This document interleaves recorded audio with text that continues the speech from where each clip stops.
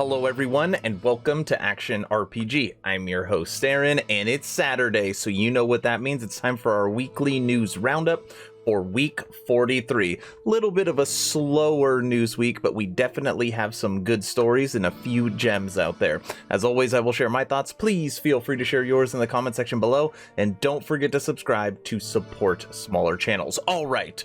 Let's jump right into this. Starting off with Path of Exile and of course their Heist League. Now this week they dropped patch 3.12.4b, which is really focused around quality of life for the players and the community.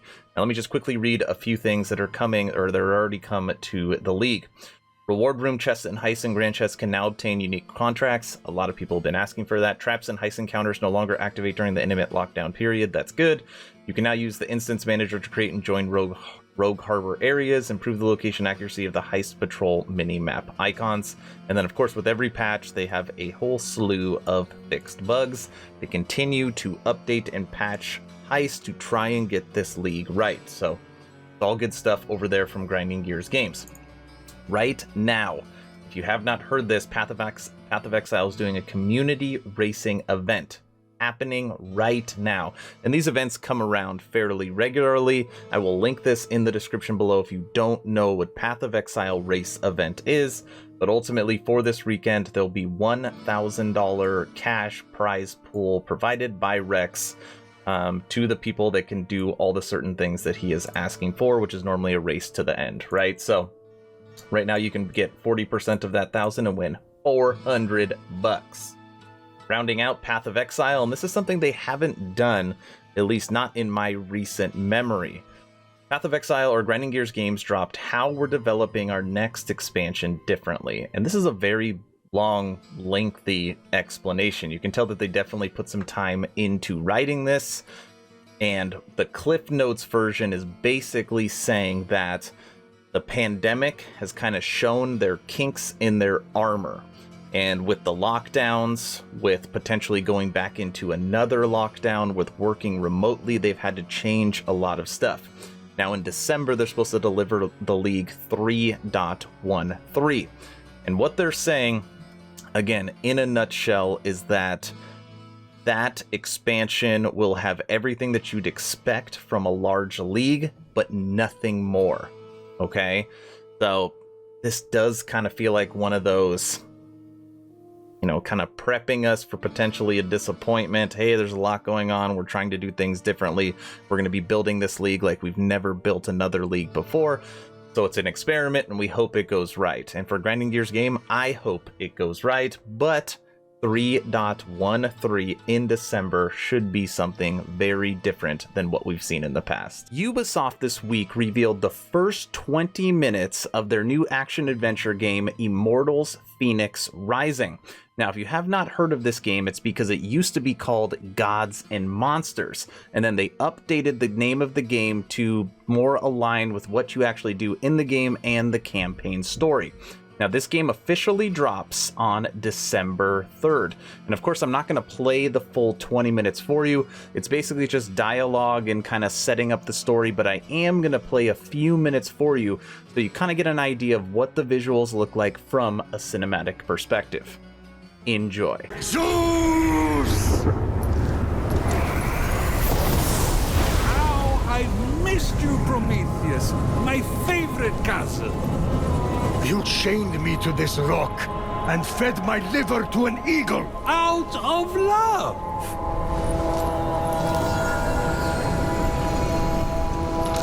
Aha. You need my help. Typhon is free. You once fought beside his allies, the Titans. Convince him to stand down. It's not that simple. He is even blocking my ability to glimpse the future. I cannot see past him. Go on. Blast me. I can't. He took my lightning. He took everything. Even the other gods are missing. Look to the mortals. That's done. Those evil, imbecilic, tasteless parasites were all turned to stone. One of those evil parasites is about to save your royal ass. My ass is safely lodged in the Aegean stables, and mortals will never be anything but a mistake. Care to make a wager? If I'm right, my sin of stealing fire and ensuring their survival becomes a blessing. You find your punishment unjust? It's a little extreme. Do we have a deal? If you win, I'll end your punishment and set you free. But if I win, you help me stop Typhon, whatever it takes. Very well. Let the tale of Fenyx be my redemption! Oh no, not one of your stories. How long is this going to... The developers for Torchlight 3 have kept their promise, and a couple days ago, October 22nd, Torchlight 3 dropped on Switch. And this is what the CEO, Mark Schaefer, had to say about it.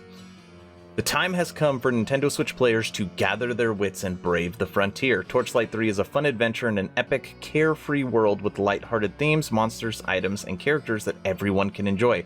The game is perfect fit for the Nintendo Switch, as both new and longtime ARPG players can easily pick up and play the adventure and have a great time spending countless hours dungeon crawling. And then it's kind of weird that they put out this Nintendo Switch launch trailer. Let me play this for you now. It's only 20 seconds. Brave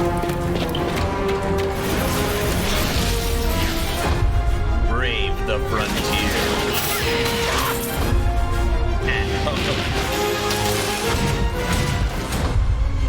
Or on the go. Torchlight 3. Available now. Believe it or not, the reviews on this game are improving. When it was Torchlight Frontiers and when it first went early access, it literally got torched. But slowly, people are starting to enjoy, or like, or praise Torchlight 3. So we will see what the future holds for this game. This next story I'm having a hard time recording because I can't stop laughing. We're going to try again, and it is time to take our swipe at Blizzard because it is just too funny and too juicy. Now, this video dropped on October 20th, okay? And it's a new transmog set, Sprite Darter's Wings, and it's only a 15-second long video, okay? And I'm going to play this video for you now. And just so you know, Blizzard, World of Warcraft developers thought that the community was going to love this. Here we go.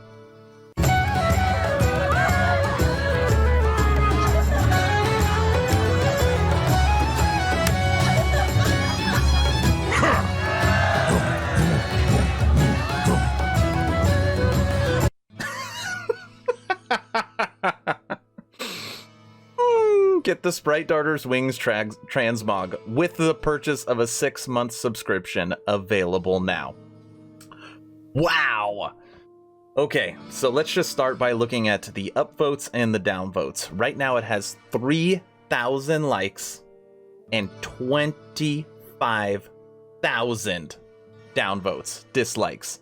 25,000. Okay, obviously just looking at it, the way it looks is absolutely ridiculous. Okay, ridiculous. Now check out some of these comments. My God, help Blizzard Entertainment. Finally, I can look like an idiot. This just makes me want to quit WoW forever. This should have been a reward in the Dark Moon fair, not in the cash shop. 10 years on YouTube, and this is my first dislike in my history. I don't even know what to say. It's sad to see how you ruin our beloved game. This is a cool Fortnite skin. I've been a 13-year hardcore Blizzard fan, and they ask me why I play Minecraft now. This is why. I mean, it just is on. The comments that are negative just keep going. And on top of this, okay, in order to get this absolutely terrible, ugly transmog set, you have to pay. You have to pay for a 6-month subscription.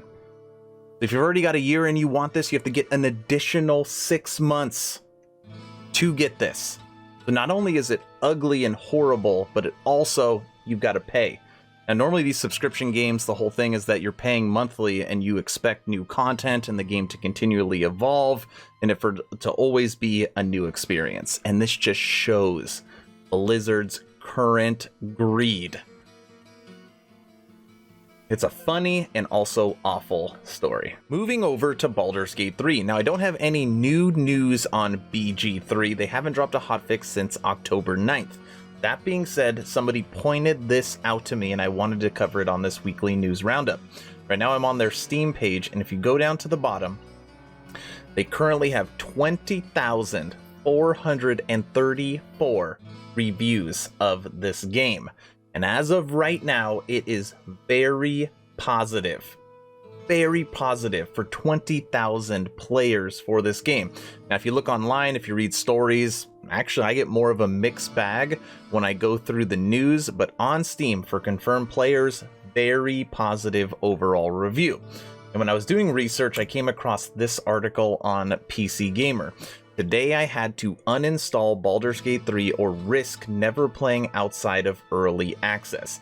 Now, I'm not going to spoil what this story is about, but I thought it was a really, really well-written and fun read, especially if you've been following or playing BG3, and I'm very curious people's thoughts. I'm going to link this story in the description below, and I highly recommend you check it out. Lots of news coming out about Assassin's Creed Valhalla. Now, last week on the Weekly News Roundup 42, I talked about how the game is officially going gold.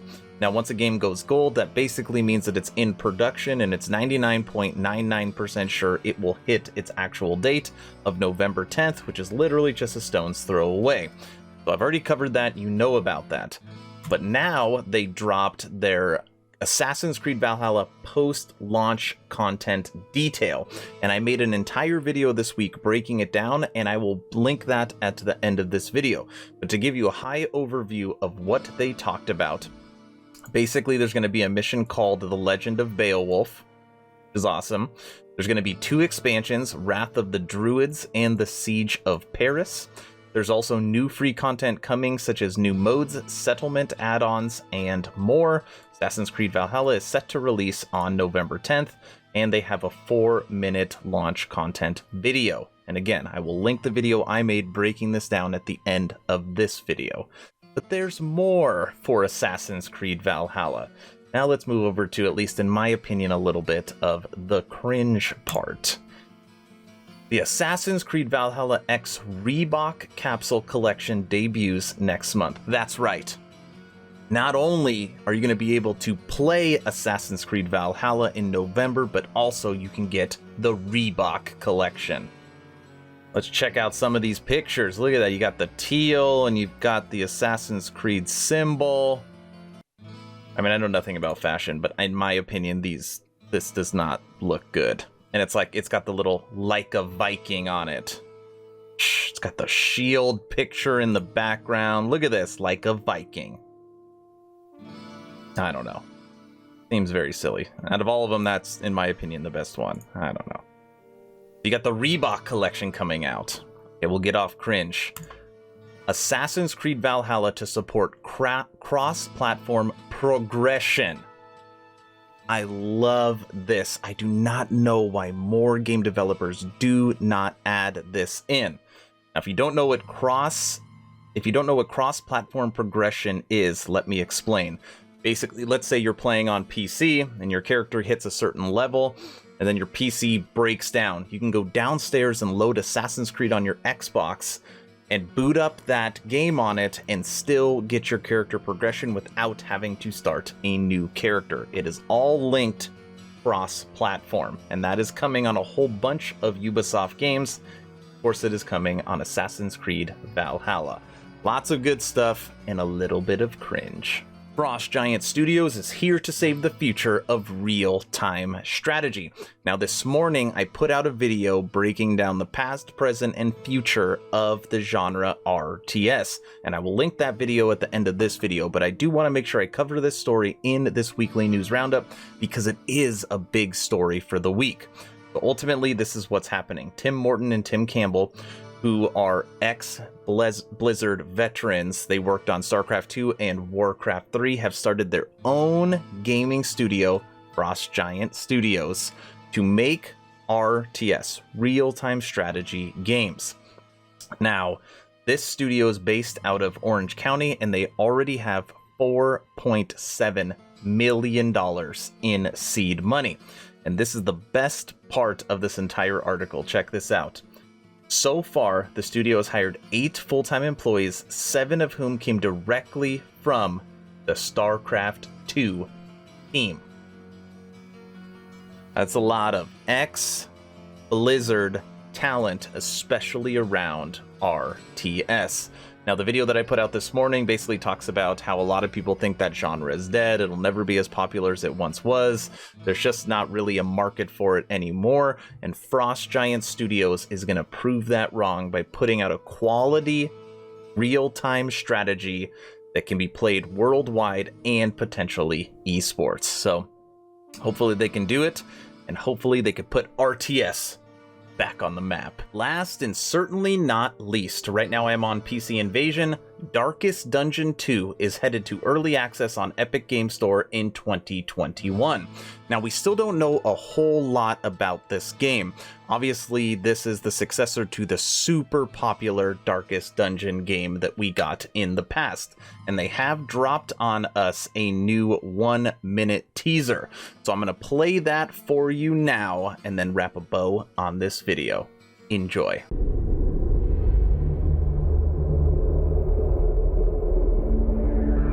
You were right to fear the world. It has gone mad. The gutters brim with poets, and decency lies burning in the street. But this is not a time for heroes. Look instead to those battered souls who have known fear and failure in ample portion, but rise again to reclaim a glimmer of hope from the spreading stain of the darkest dungeon.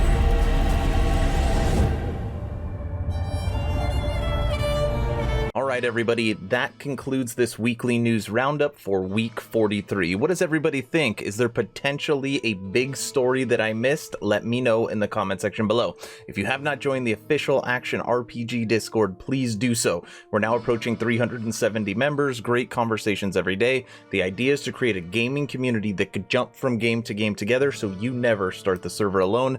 Link for that Discord is in the description. Thank you all for watching. Stay home, stay safe. Do not forget to join the official Action RPG Discord. Aaron.